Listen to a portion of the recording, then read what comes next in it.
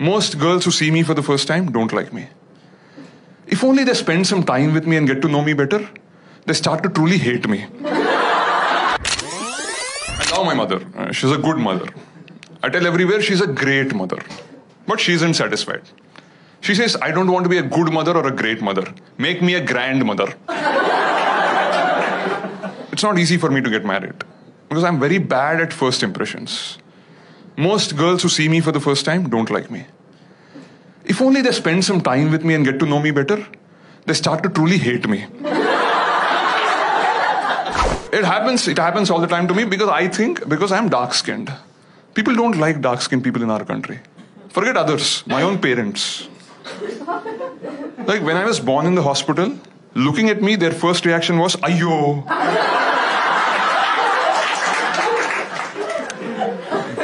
They said it so loudly, half the hospital thought I was a girl.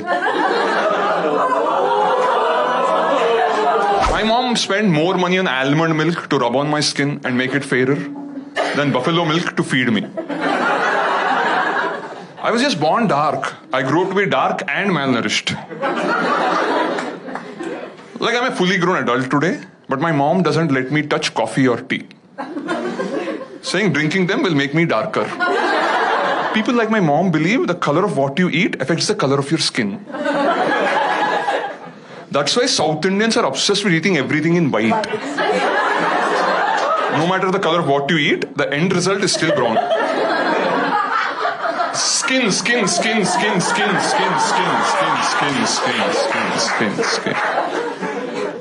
But I can understand my parents' disappointment because in my family we have both genes. Because my grandfather was dark and rich. My grandmother was fair and poor. Now I am dark and poor.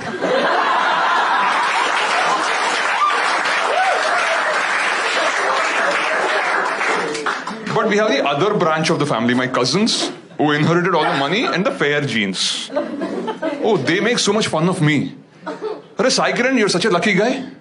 Because you're dark. Unlike us, you can go out in the sun whenever you want.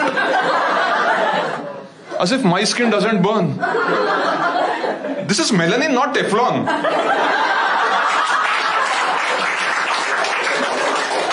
These fair-skinned morons think that if a cow stays in the sun for too long, it becomes a buffalo. But forget animals. Even gods cannot escape this discrimination in our country. You all know Lord Krishna.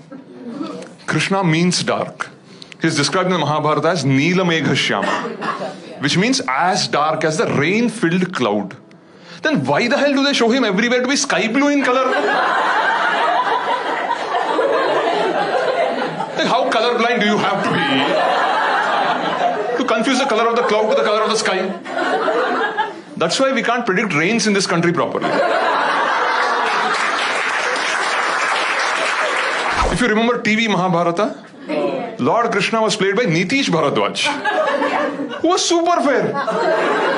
That's like Leonardo DiCaprio playing Nelson Mandela. Because we can't accept a hero can be dark-skinned. Why? We are just dark, not shady. I don't think Lord Krishna was really a thief. No. He was just the darkest child in Vrindavan. And everybody accused him only. Because all the stuff that was getting stolen were white eatables. But at least ancient India was a progressive time. Because in spite of all the propaganda, Lord Krishna was very lucky with the ladies. Not something I can claim to be. I recently read a report by .com. According to it, 71% of Indian women want their husbands to be fair-skinned. The rest 29% don't care about skin color, as long as the guy is rich. So in this country, to whitewash brown skin, you need black money.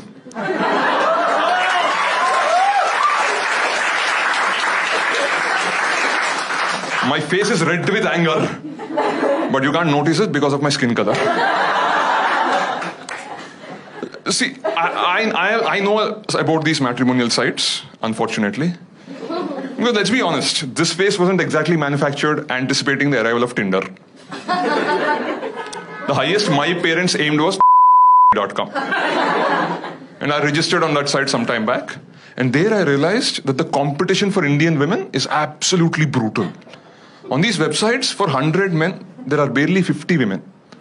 And NRIs take away the top 20 export quality girls. The next 20 go to the two eyes of India, IITs and IIMs. Men like me don't stand a chance. So I clearly wrote in my profile, I may not be NRI or an IITian, but I'm healthy, I'm a vegetarian, and I do not smoke or drink, even coffee or tea. I thought many women will be impressed by someone like that. And I got 5 responses. Not from women, but from people requesting blood and organ donations. It was a bit painful, but I took the money and the fruity and registered myself on .com. And I'm very proud to tell you, just a few weeks back, I completed 5 years as a fully paid member of .com.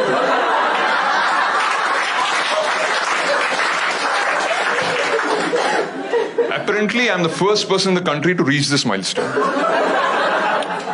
So they sent me a congratulatory email. After 5 years on .com, most men get into a committed relationship or commit suicide. So as a special gesture towards me, they gave me a free upgrade to the Fresh Faces section of second.com. And there on that website, I saw all these familiar girls who 5 years ago rejected me, got married, had kids, got divorced, and again on this website, again rejecting me. Deja vu! They say I'm incompatible with their kids. If you agreed 5 years ago, that would have been my kid. I'm a Manglik. Yeah.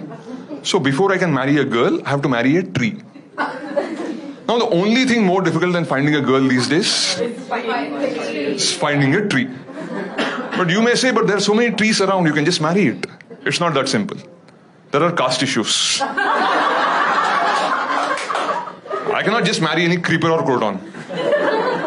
Like if you're a Marwadi, you have to marry a money plant.